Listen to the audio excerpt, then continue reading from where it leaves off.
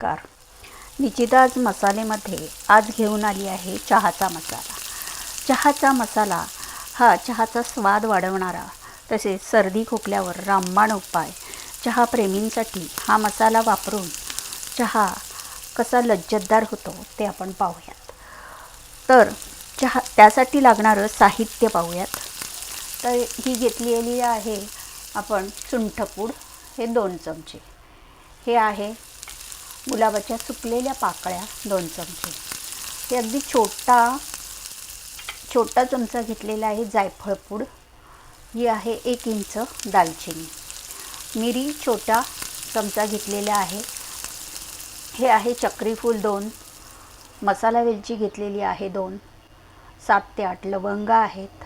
हिरवी वेलची घेतलेली आहे आपण 7 ते 8 आणि 2 चमचे हे बडीशेप घेतलेली आहे.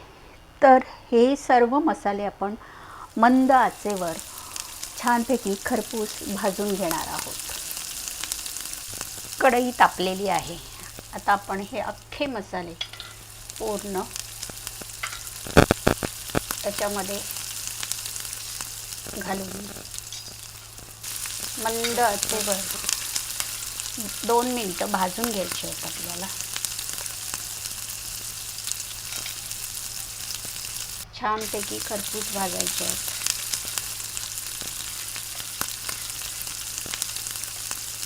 वेलची, मसाला वेलची अशा सर्व मसाले हे छानपैकी मंद आचेवर आपण भाजून घेत आहे.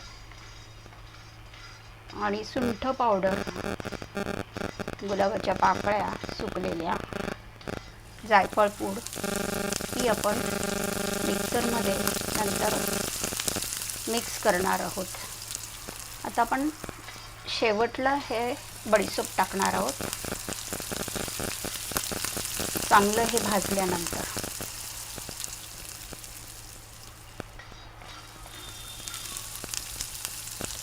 हा आता बडीशेप घालून घेऊयात.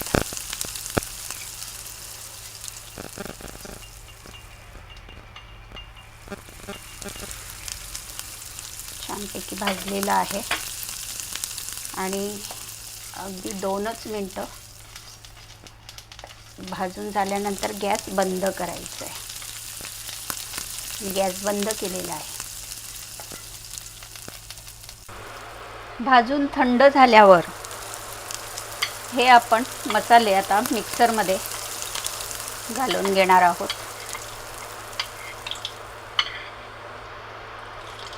माझ्या चॅनलवर अजूनही तुम्ही सबस्क्राईब केलं नसेल तर नक्की सबस्क्राईब करा आणि ही रेसिपी कशी वाटली हे कमेंट करून नक्की कळवा. लाईक शेअर करा.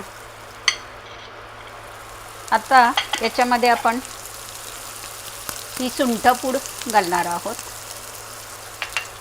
त्याच्यानंतर जायफळ पूड आहे ही घालायची आहे आणि ही गुलाबाच्या सुकलेल्या पाकळ्या. आणि असं हे साहित्य आपण आता मिक्सरमधून बारीक करून घेणार आहोत.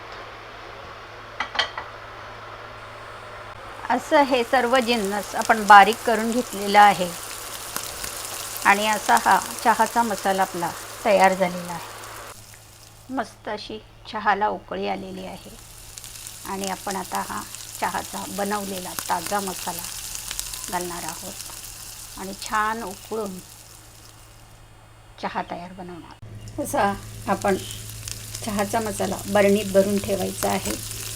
2 ते 3 महिने छानपैकी त्याचा स्वाद घेता येतो.